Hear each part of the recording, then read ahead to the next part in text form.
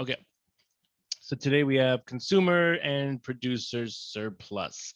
So we start with consumer surplus. Um, so all this definition. Let P equal D of X be the price demand equation for a product, where X is the number of units of the product that consumers will purchase at a price of P dollars per unit. Suppose that P bar is the current price and X bar is the number of units that can be sold at that price. If the price is higher than P bar, the demand will be less than X bar. But some consumers are still willing to pay the higher price.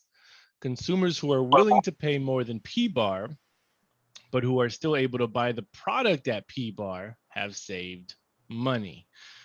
We want to determine the total amount saved by all the consumers who are willing to pay a price higher than P bar for the product.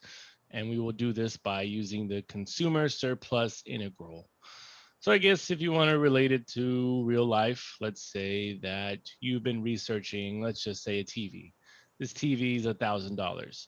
And then you have the $1,000 and then you go to Costco and this TV is now 800 bucks, where you were willing to buy it for 1,000, but now you're more willing to buy it for 800.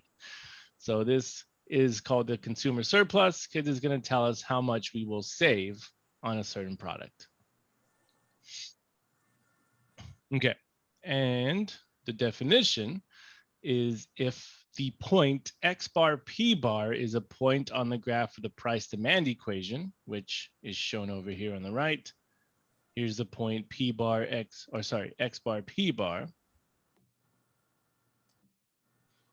of the price demand equation P equals D of X for a particular product, then the consumer surplus at a price level of P bar is given by the integral CS equals the integral from 0 to X bar of dx minus P bar dx, where this will find the area underneath the curve dx and above the point X bar P bar. So we're looking at all this area to find out how much consumers will save. So the consumer surplus represents the total savings to consumers who are willing to pay more than P bar for the product, but are still able to buy the product for less at the actual price of P bar. All right, cool. So example 1, find the consumer surplus at a level of P bar equals 8 for the price demand equation P equals D of X equals 20 minus 0.05X. So the first step we want to do is find X bar. So let's go ahead and do that.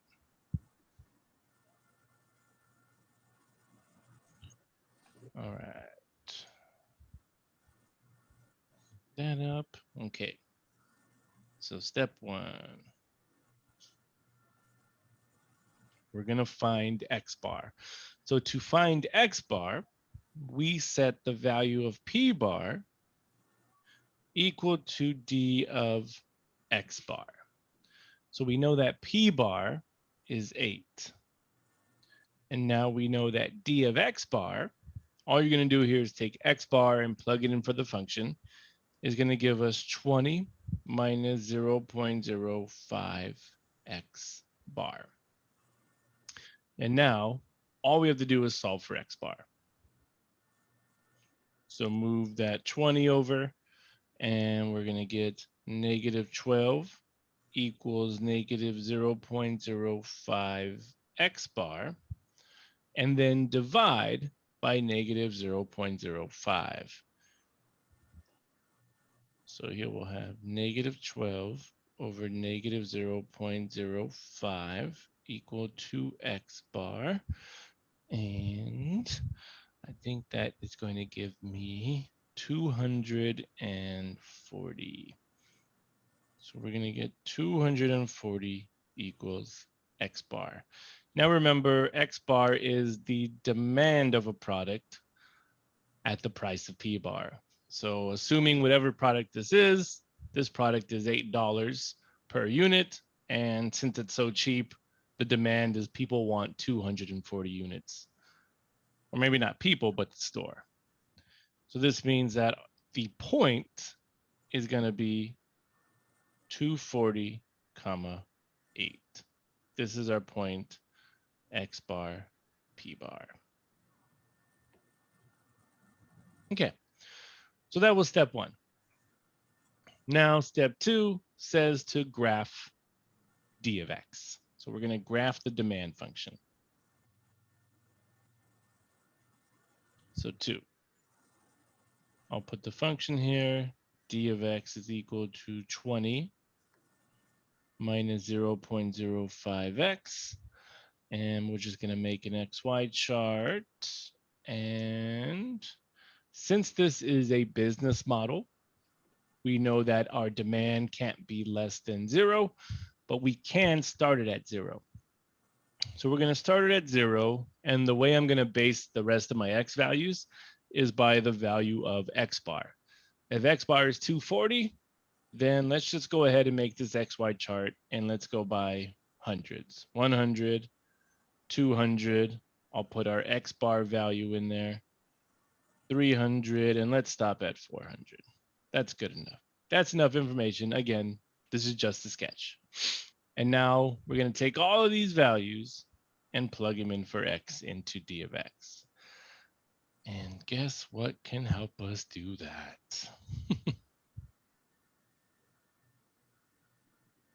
Desmos. Desmos, your best friend. Hopefully it's made your life easier for this class.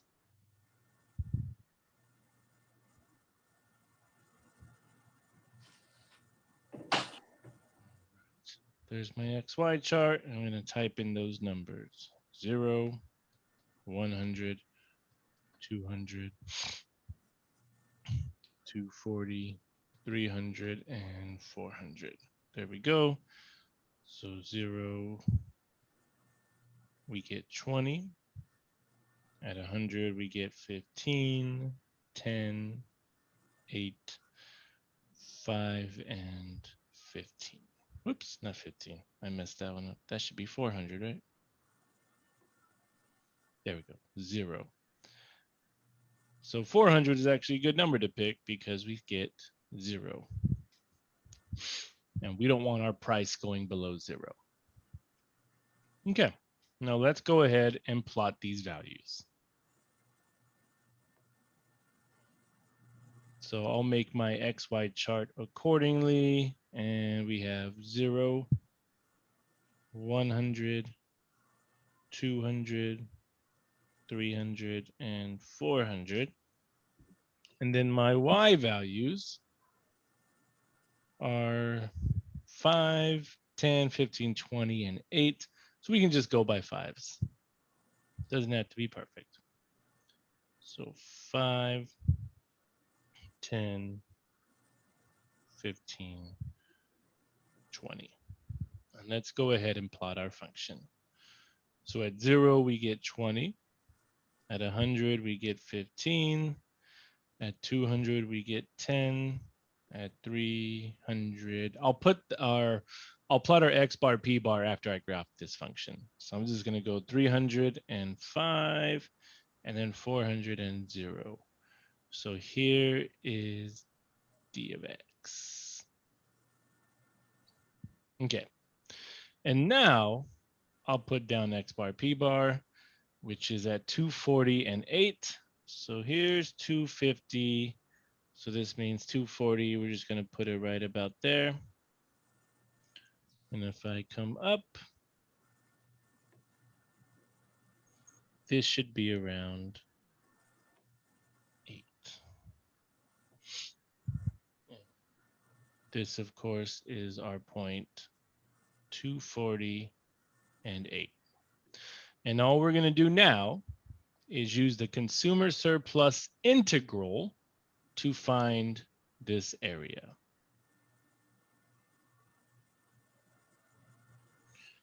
This is going to be the consumer surplus. Okay.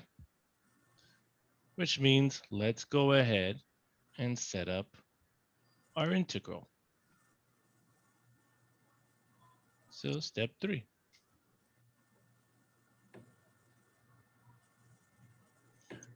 The consumer surplus is going to be the integral from 0 to x bar, which is 240,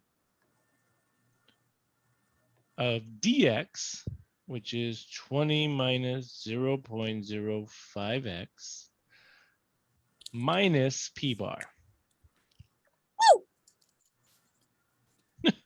Nice. All right. There we go. There's our integral. Let's type that in. So we get the integral from 0 to 240 parentheses of 20 minus 0.05x minus 8 close parentheses dx. All right. And if the price of our units is $8 and the demand for these is 240, then at this price and at this demand level, we are going to save our consumers $1,440. That's how much money the consumers will save. Whatever they're buying for $8. All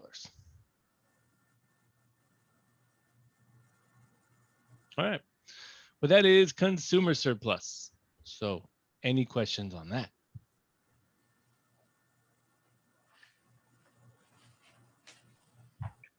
No. All good?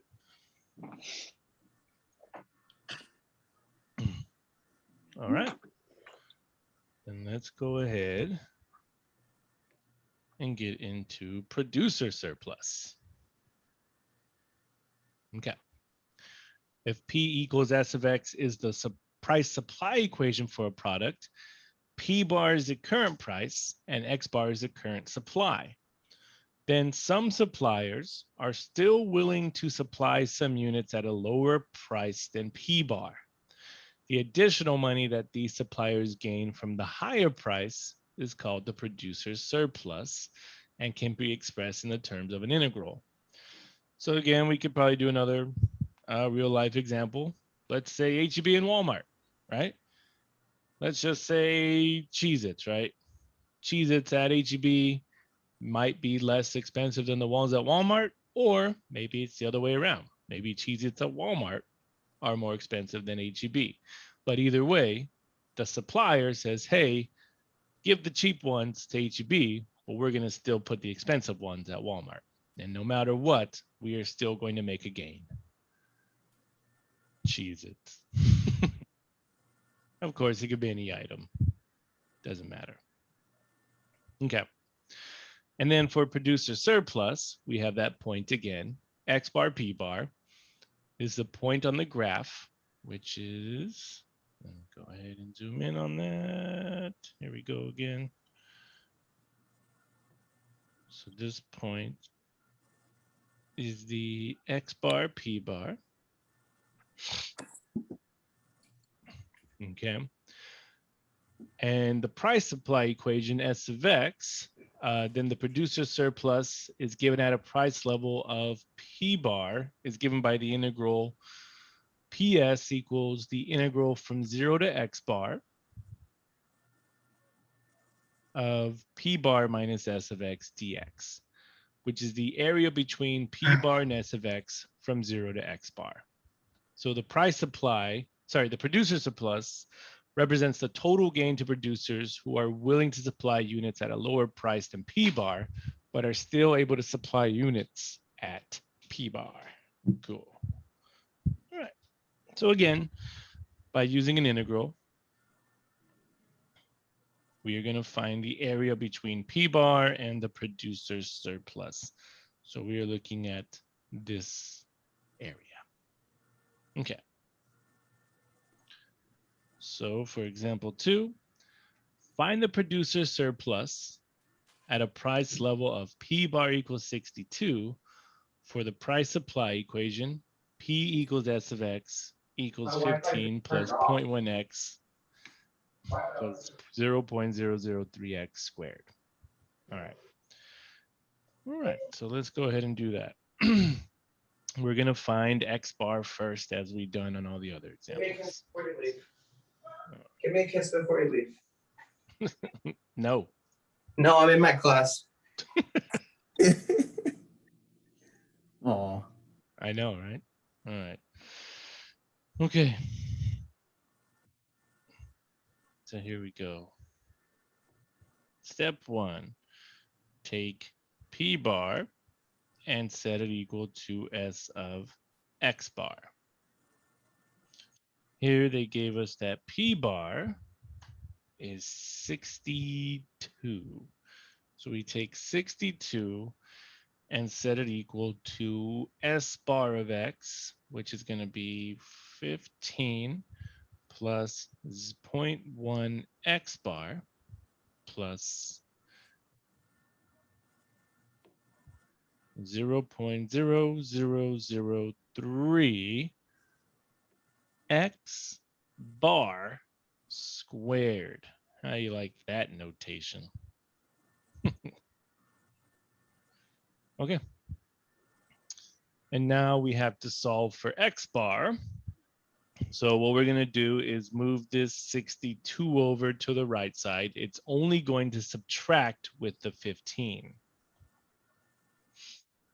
So once we move that over, we'll get 0 equals, and then what I'm going to do is just rewrite the whole equation with the highest power first.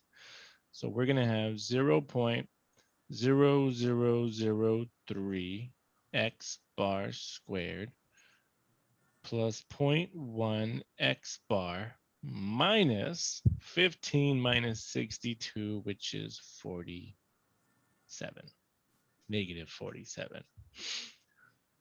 Okay. And now to solve for X, well, we have a quadratic equation, which can only be solved by factoring, completing the square, or the quadratic formula.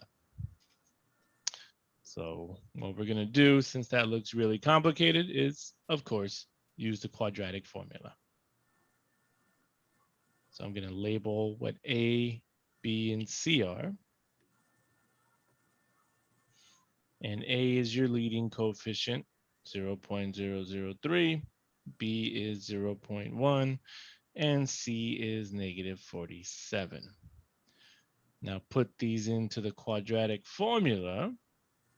And we're going to have X bar is equal to negative B plus or minus the square root of B squared minus 4 times A times C.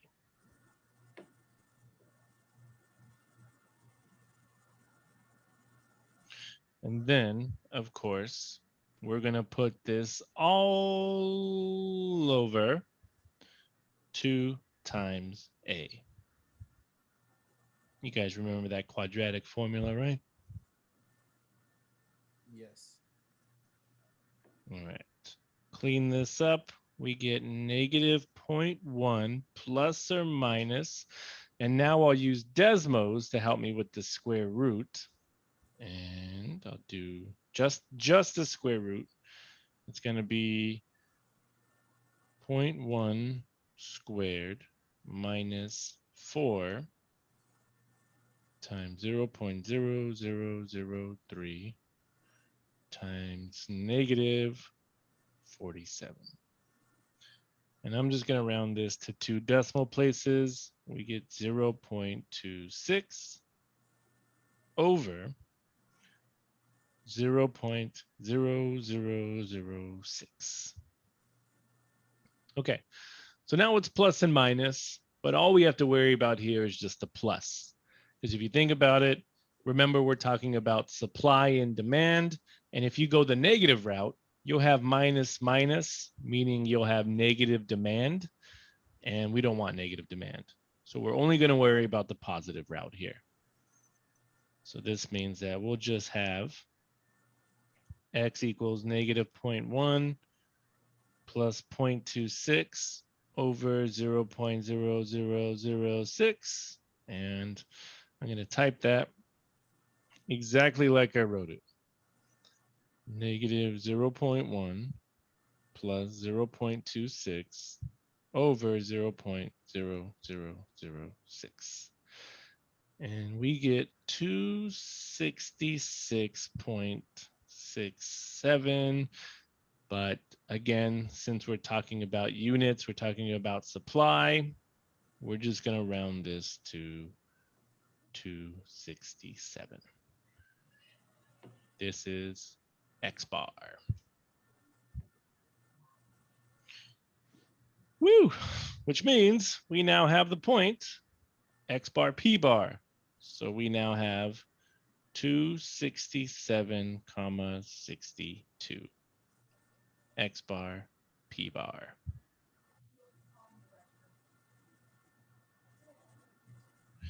Gross.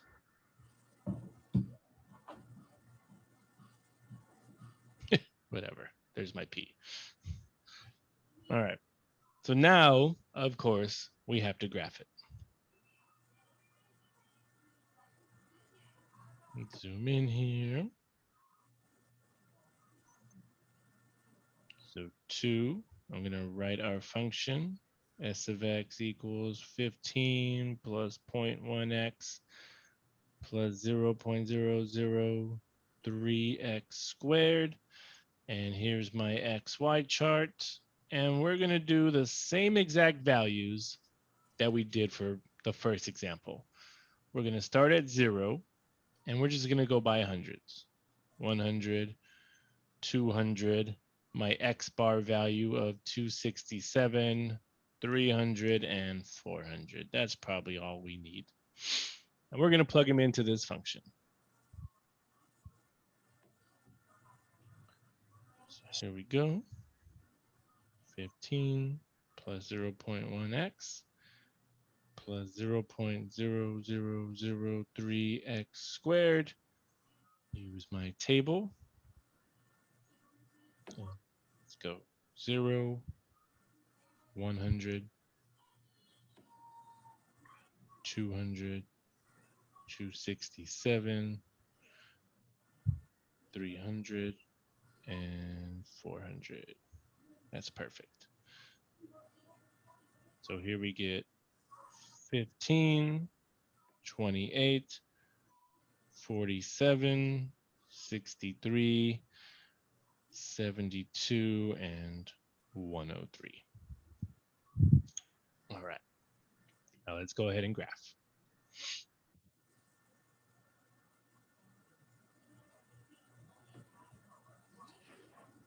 Same intervals as last time. 0, 100, 200, 300, 400. And then my Y values, we do 15, 28, 47, 63, 72, and 103. So let's just go by 20s. Why not? I won't skip this time. Just 20, 40, 60, 80, 100. And now 0, we're at 15. So I'll put it around there. 100, we're at 28. I'll put it around there. 200, we're at 47. 300, we're at 72. And 400, we're at 103. So put that right above there.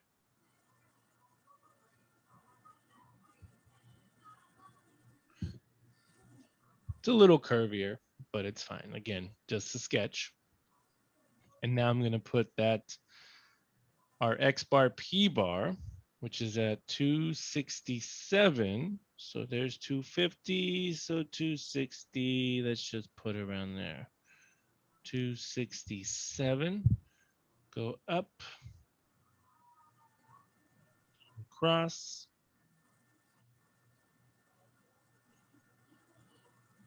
This is our 267 and 62. And we are looking for this area. That's our producer surplus. All right. It's been graphed, which means we now move on to the integral. I could put that. Yeah, it'll fit right there. Okay. So step 3, our producer surplus is going to be the integral from 0 to x bar, which is 267, of p bar, 62, minus s of x. So when you put in s of x, make sure to put it in parentheses. 15 plus 0.1x plus 0.0003x squared dx. Oops.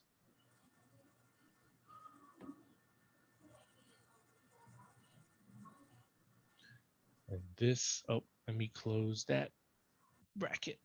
There we go. Okay. And that's exactly what we're going to type in here. So the integral from 0 to 267 of, will let me do fancy brackets? It will. Nice.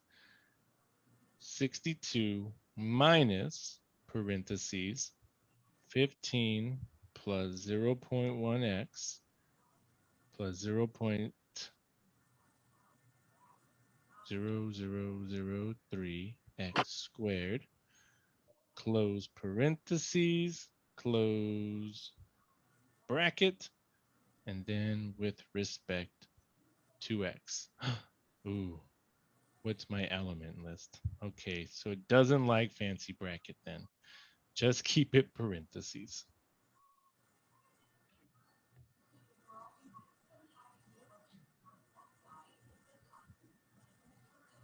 Boom.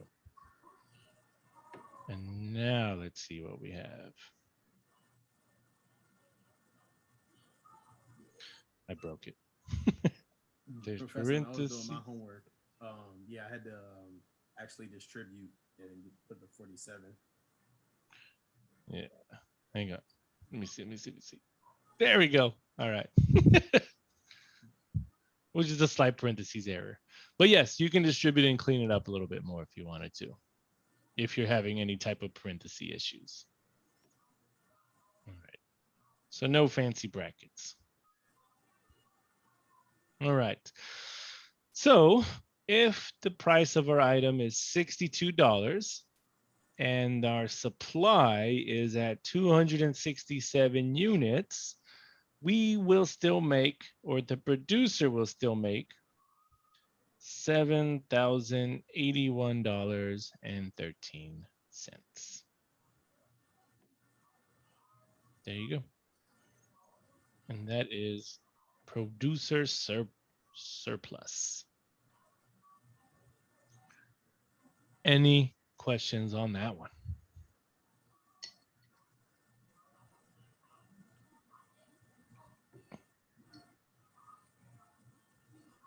No, sir. Right. Not much different than the first one, right? Just we had to whip out the quadratic formula. Okay. All right. Last one here. In a free competitive market, the price of a product is determined by the relationship between supply and demand. If P equals D of X and P equals S of X are the price demand and price supply equations, respectively, for a product, and if X bar P bar is a point of intersection of these equations, then P bar is called the equilibrium price and X bar is called the equilibrium quantity. If the price stabilizes at the equilibrium price, then this is the price level that will determine both the consumer surplus and producer surplus. So what we're going to have for this example is the demand equation and the supply equation. They are going to intersect. And at this intersection point will be called the equilibrium price an equilibrium quantity. So it's where price and demand are equal. Okay. So for 3, find the equilibrium price and then find the consumer surplus, producer surplus at the equilibrium price level. If P equals D of X is 39 minus 0.05X and P equals S of X equals 15 plus 0.05X.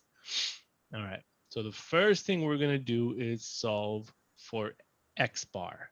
And the way to do that is to set both equations equal to each other. And again, the reason we're doing this is that both equations intersect. And at this point of intersection, they are equal. So therefore, to solve for X, we set D of X equal to S of X and solve for X. So that's going to be our first step.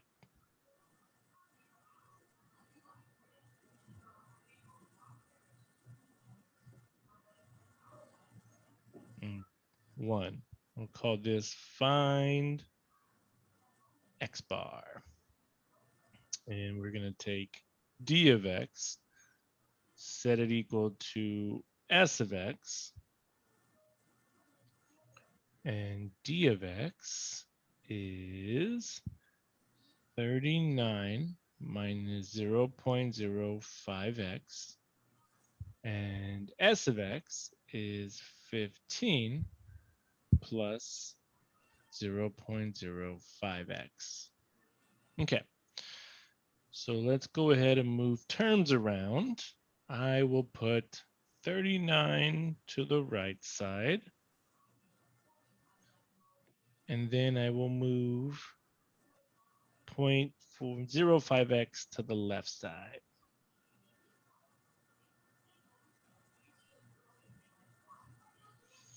So gone, gone.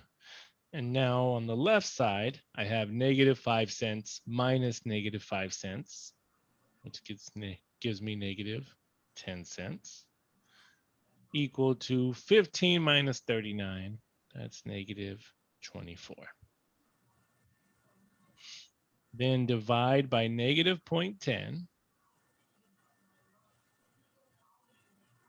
And we'll get X equals negative 24 over negative 0.10. And negative 24 over negative 0.10 is going to be positive 240. So this becomes X bar. So this is our equilibrium quantity.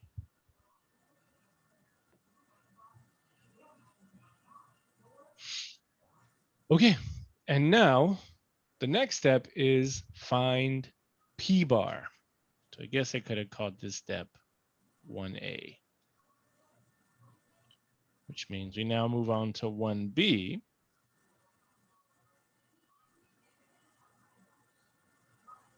And we find P bar when X bar is 240. All right, so now to find P bar, all we have to do is take X bar and plug it into either D of X or S of X. It does not matter which one you plug it into, you'll get the same exact value. And the reason for this, again, is because both functions intersect. And since they intersect at this point, they are both equal. So therefore, if you plug it in D of X or S of X, you're going to get the same value. So let's just go ahead and plug it into D of X. So we're going to say D of 240, and you'll get 39 minus 0.05 times 240. And this is going to give us 39 minus 0.05 of 240. And we're going to get 27. This is P bar. And just to show you get the same value, I'll just type it in Desmos. Let's plug it into S of X. If I did 15 plus 0.05 times 240. Oops. 240. We still get 27. Okay. Excellent.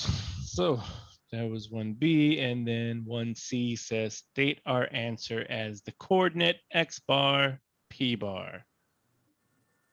So 1C, we now have 240, comma 27.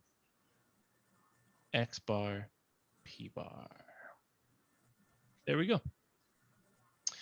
Which means we move on to step 2, which says to graph both functions on the same axes. All right. Everybody good with that process so far? Yes, for now. For now? Yes. All right. Let's get to graphing. Okay. All right. So there we go. Zoom, zoom, zoom. There we go. And 2. We have that d of x is equal to 39 minus 0.05x. Make my xy chart. And again, let's use the same values that we did for the past 2 problems. We'll start at 0. And since our x bar is 240, we're going to go by hundreds again. 100, 200, 240, 300, 400. Those are enough values. And I'm going to type d of x in Desmos and do the chart.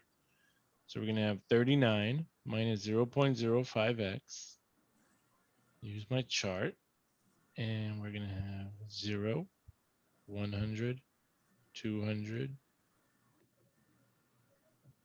240, 300, 400. So 39, 34, 29,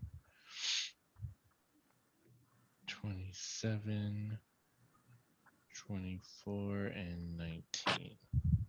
Okay, so those are the values for d of x. Now let's go ahead and do the same for s of x.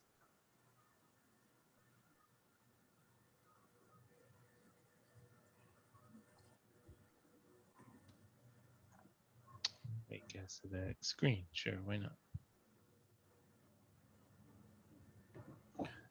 S of x is 15 plus 0.05x. Here's my XY chart and the same exact values. 0, 100, 200, 240, 300, 400, and now type that function into Desmos.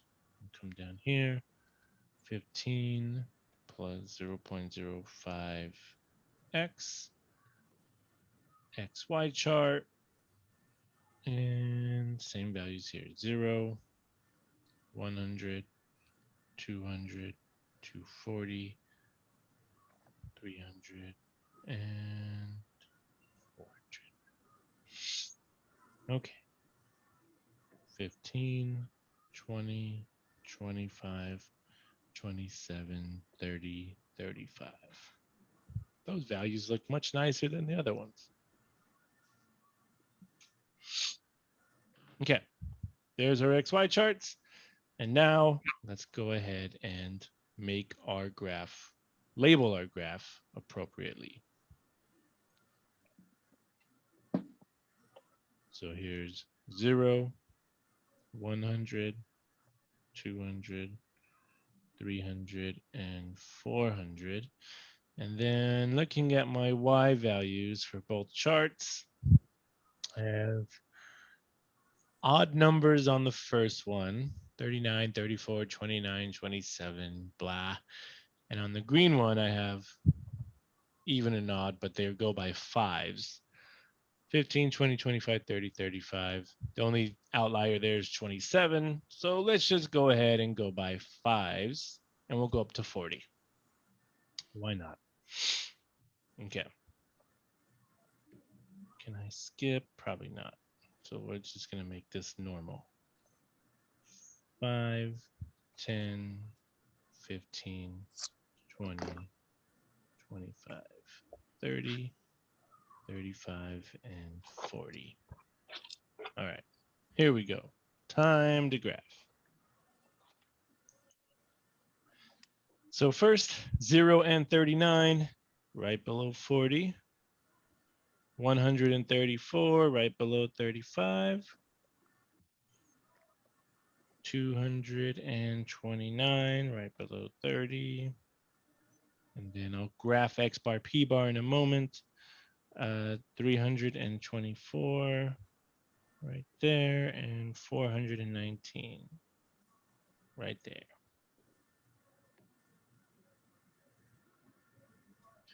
Here is d of x. And then for s of x, 0 and 15, 120, 225, 330, and 435.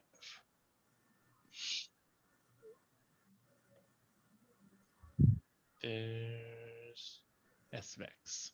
Okay. And guess what? Right where they intersect is the X bar, P bar. So that is the 240, 27.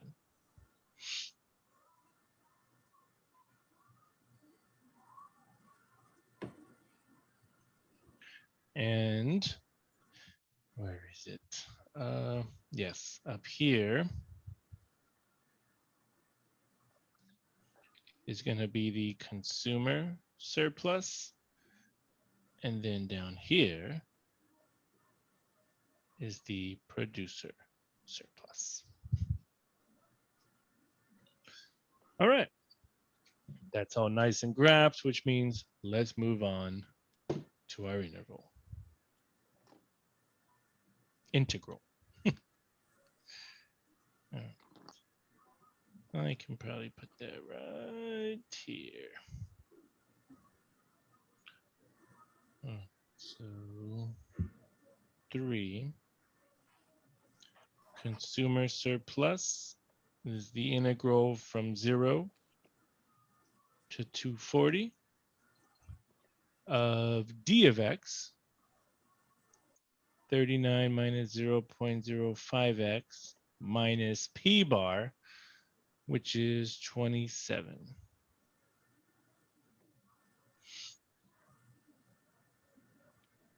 And then let's just set them both up. Why not? And then 4, producer surplus is from 0 to 240 of p bar minus s of x. Don't forget your parentheses. 15 plus 0.05 x close, close, dx. Okay, type these in. Let's do it. The integral from 0 to 240 parentheses of 39 minus 0.05x minus 27 dx, we get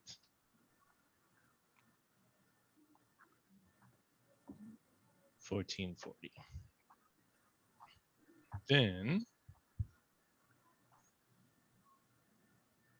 the integral from 0 to 240 of parentheses 27 minus parentheses 15 plus 0.05x, close that parentheses, dx. And we get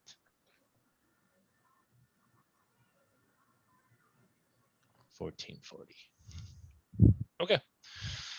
So what this means is that, well, if you have an equilibrium price and equilibrium quantity, it would only make sense that consumers and producers would save and gain the same amount at this equilibrium price and equilibrium quantity.